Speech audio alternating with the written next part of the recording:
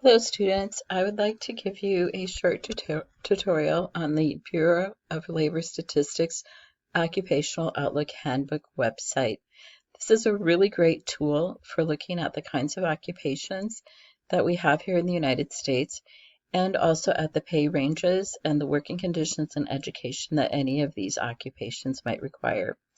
Let's say, for example, so first of all, you need to go to bls.gov /OOH/.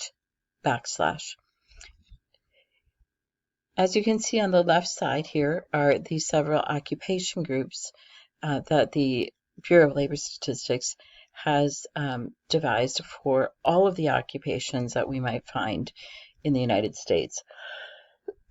Let's say that I am interested in education.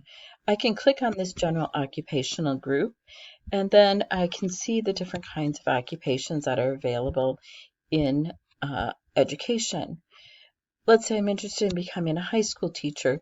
This just gives me some very, very basic information about high school teachers. What I really want to do is click on the specific job title.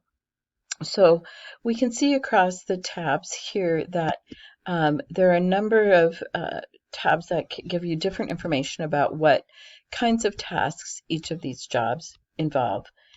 They'll talk about the work environment, what's required to become one, the pay scales.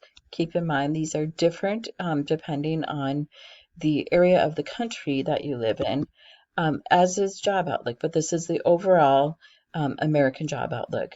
You can get some state and area data, look at some similar occupations, and then more info will link you to outside sources. Let's say you're kind of trying to decide that, or maybe you want to go into engineering. You can type in engineer in the search bar on the top right and click go, and then it will list a number of different types of engineers. So you sort of scroll through this and you're like, oh, you know what? Medtronic, St. Jude, Boston Scientific, they all have biomedical engineers in this area. And by the way, the University of Minnesota has a great biomedical engineering program. So I click on that and I can see all of these tabs once again. So I look at what they do, I look at the work environment, how to become one, and what kind of education is required, the pay, the job outlook, state and area data, similar occupations that you might be interested in, and then again, more information that will connect you to outside resources for that job. So this really is a one-stop shop. There are so many things that you can find on this website. I hope this tutorial has helped you to understand a little bit how to use the Occupational Outlook Handbook.